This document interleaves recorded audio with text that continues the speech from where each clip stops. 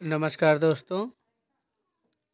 आज हम फिर से लाए हैं जीके जीएस के टॉप 20 प्रश्नोत्तर, जो आप सभी के लिए किसी भी परीक्षा की तैयारी में बहुत ही उपयोगी और महत्वपूर्ण है। तो जी हाँ दोस्तों, आइए शुरू करते हैं। पहला क्वेश्चन है, भारत का पेरिस किस शहर को कहा जाता है? जी हाँ दोस्तों, भारत का पेरिस किस शहर को कहा जाता है? तो जी हाँ दोस्तों, इसका सही जवाब है जयपुर को। जयपुर को भारत का पेरिस कहा जाता है। अगला सवाल है, भारत का राष्ट्रीय वाक्य सत्यमेव जयते कहाँ से लिया गया है? जी हाँ दोस्तों, अगला सवाल है, भारत का राष्ट्रीय वाक्य सत्यमेव जयते कहाँ से लिया गया है? इसका सही जवाब है मुंडकोपनिषद से।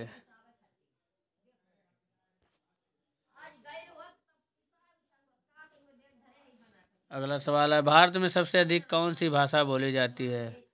जी हाँ दोस्तों, भारत में सबसे अधिक भाषा कौन सी बोली जाती है? तो इसका सही जवाब है दोस्तों हिंदी भाषा। हिंदी भाषा भारत में सबसे अधिक बोली जाने वाली भाषा है। अगला सवाल, दुनिया की सबसे प्राचीन भाषा कौन सी है? जी हाँ दोस्तों, दुनिया की सबसे प्राचीन भाषा कौन सी है? इसका सही जवाब है दोस्तों संस्कृत। दुनिया की सबसे प्राचीन भाषा संस्कृत है। अगला है, निम्नलिखित में से किसे आधुनिक युग का तुलसी कहते हैं? जी हाँ दोस्तों, इसका सही जवाब है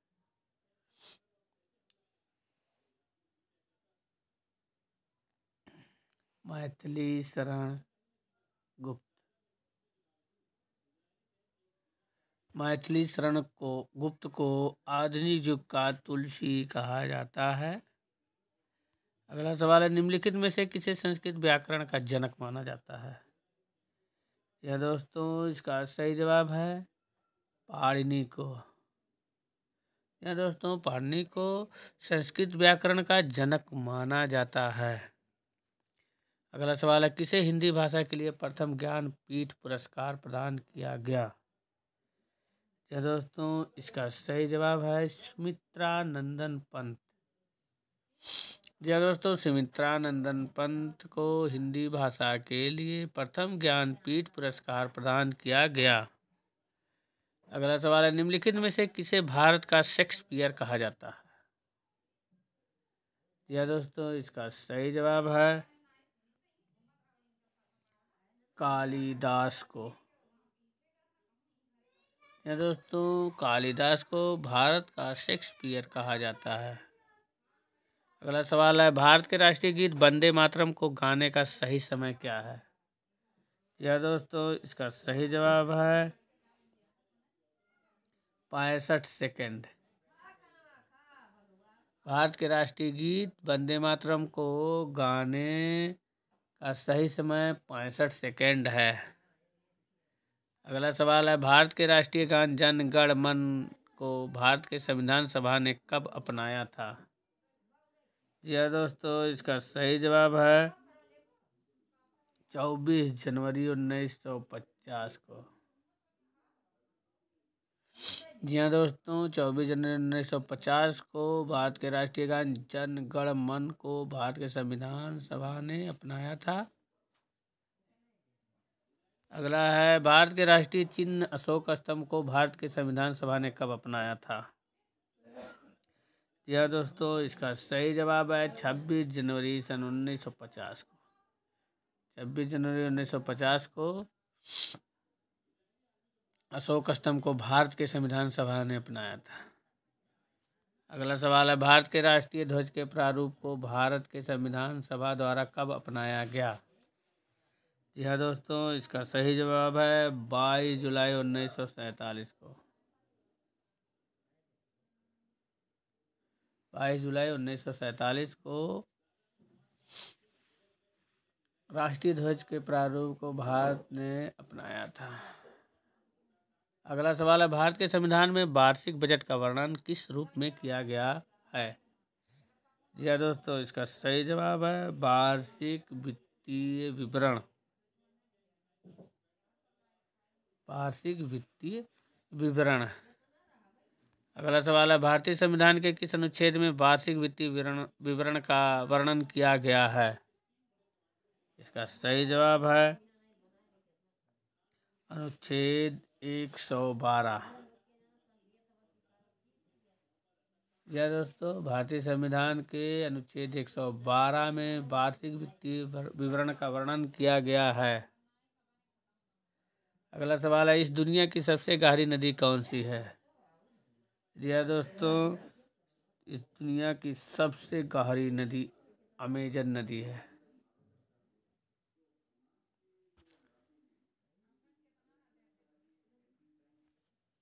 अगला सवाल है, टिहरी बांध किस नदी पर स्थित है? जी हाँ दोस्तों, टिहरी बांध किस नदी पर स्थित है? इसका सही जवाब है भागीरथी नदी पर। यहाँ दोस्तों, टिहरी बांध भागीरथी नदी पर स्थित है। अगला, निम्नलिखित में से कौन भारत की सबसे पुरानी गुफा है? जी हाँ दोस्तों, इसका सही जवाब है भीमबेटका की गुफाएं। अगला है, काराकोरम हाईवे किन दो देशों को आपस में जोड़ता है? यह दोस्तों, इसका सही जवाब है पाकिस्तान और चीन को। काराकोरम हाईवे पाकिस्तान और चीन देश को आपस में जोड़ता है। अगला सवाल है, नीली क्रांति का संबंध किस उद्योग से है? दोस्तों, नीली क्रांति का संबंध मछली उद्योग से है। नीली क्रांति का संबंध मछली उद्योग से है। अगला सवाल